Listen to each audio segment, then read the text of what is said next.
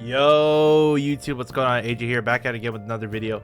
And in today's video, yes, it's late, guys, we did the reaction to the live stream with Glaive. I'm gonna go ahead and just kind of like play the live stream for you guys a little bit in the background real quick as we get going. We talk about the huge news with Wuthering Waves going on right now, in case you guys missed out on the live stream at all. So basically in the live stream, guys, there is really big news. They gave us 3 codes, which I'll put a picture in somewhere right about now. It should be on screen for you guys right there in case you missed out. But let's talk about all the news. So they did officially, guys, go over Shorekeeper's kit. They did go over Yoo-Hoo's kit a little bit, not as much really, but definitely went in depth about Shorekeeper. There was a lot of stuff that was shown off in this live stream.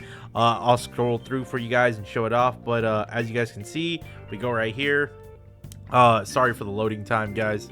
Yeah, I would just want to show off Shorekeeper for you guys right here, so you can see her animations, you can see her character, her model design, everything they got for you. The little butterfly she transforms, she flies around into. But yeah, official kit details were revealed. She gives crit damage buffs. They talked about her being sustained. Well, the Wuthering Waves dead did explain that we understand that some people have Verena, and that Verena is universal on every team, and it seems like they're working 12 hours, you know what I mean, a day. Our Verenas, you know, like they have a full-time job working overtime constantly. And so that was one main point that they've talked about with Shorekeeper being a sustain, giving huge buffs. There's another buff they did talk about, guys. I will put that in an official video later on when we do discuss Shorekeeper in depth. But a lot of Shorekeeper and Yoo-Hoo stuff were shown off. Right here, as you guys can see, Yoo-Hoo showing off her gameplay and all this other stuff. The other thing I will talk about that's really big is they also did mention the Echo. Excuse me, guys. It's like 4:30 in the morning here. But we also do have a lot of story right here that was mentioned. There is that trailer out. We're fast forwarding a little bit as we're talking to you guys. A lot of good stuff here that Kuro really cooked. They did improve on the live stream this time around than back then. The first time the live stream, there's a lot of criticism saying we just want to see the game, show us the game, show us the characters, show us what's new and stuff like that. Now, quality of life changes. Let's get into that, because this is a huge topic and a huge talking point in the community. There's a lot of things that, depending on what system you play on, whether it be console, whether it be phone, guys, you guys want quality of life changes. Now, Kuro did talk about some quality of life changes here. However, they did say there's going to be somewhat of a huge list, or a future, like, kind of like a dev notes thing coming out. I believe that's what they're hinting and alluding to soon, that they're going to go over all the quality of life changes, because this was like a 30-minute compact live stream, guys. There was a lot in here. We're moving to the next thing. Like, if you guys can see on my screen, they're showing Black Shores a little bit more in depth and stuff like that.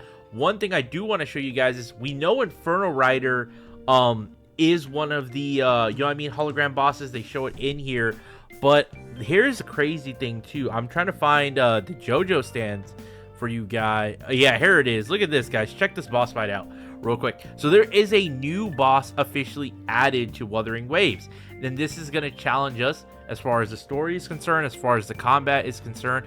And I'm really excited because Kuro seems to cook. But check the boss design out. It's got this mecha looking futuristic design.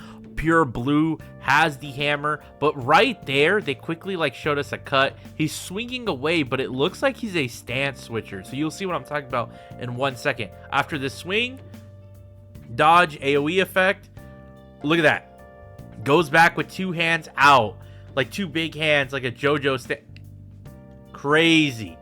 It looks really ridiculously crazy, I gotta say.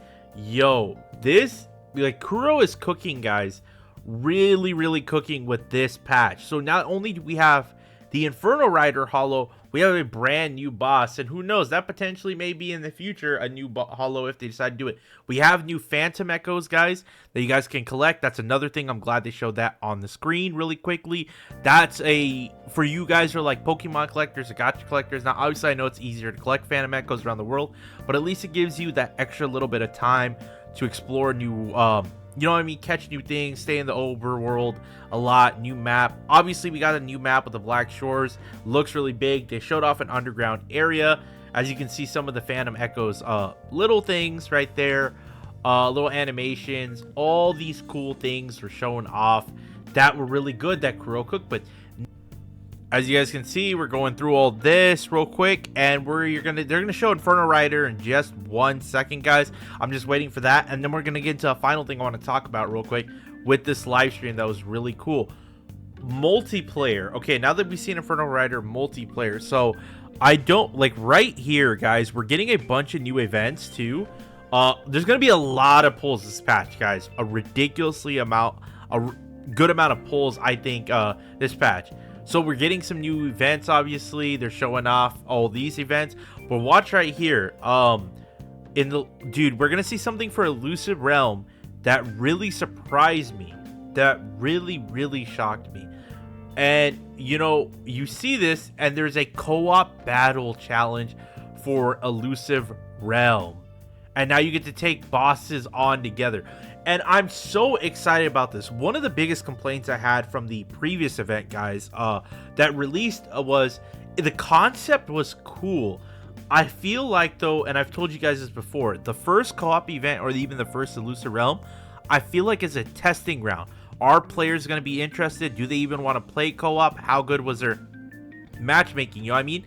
And I feel like when they addressed all those things, it was really nice now knowing, like, we know, okay, matchmaking's good if you don't have any friends to play with or don't play the game.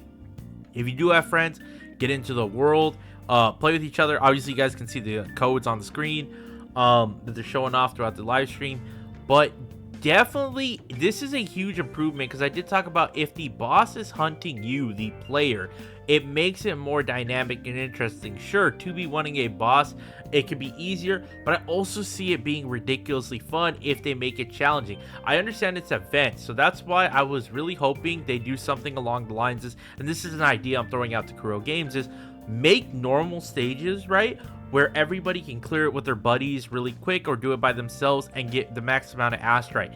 Now make like 5 more stages in advanced mode, right, to where now it gives you a good amount of materials like tuners, echo materials, level materials, weapon materials, right, all in one. And those 5 stages are like challenge modes, like hologram levels of challenge, you know what I mean? Maybe a little bit slightly less than that, but still you can play with your buddy and it gives you a good chunk of materials. And I think that would be fun. That would constantly have people challenging and playing and spending a lot of time on there. They did mention some camera changes. They did mention something about the Tokyo Game Show. So they said they're still working on the PlayStation stuff, guys. I do believe, though, I think they're just saving that announcement for the Tokyo Game Show on the 26th or 29th. I do believe they did mention that in here, where they're talking about saving something big for that date. But all in all, guys, just to TLDR everything, too, to wrap it all up, Kuro, amazing. Live stream was definitely an improvement. Multiple events. They officially revealed Shorekeeper's kit. We're officially allowed to talk about it, make videos on it. Same with Yoo-Hoo.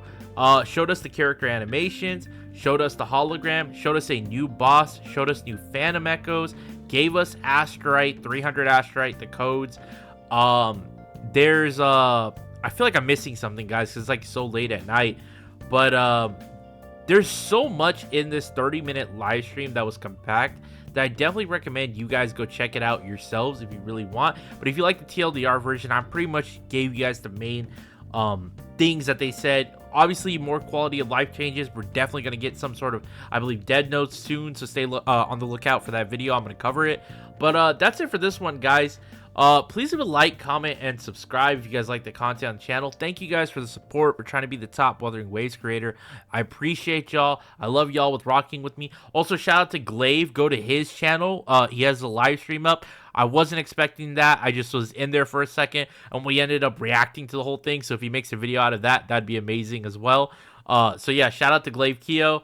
That's it for this video, and I'll talk to y'all next time. I love you guys. I appreciate y'all. Peace.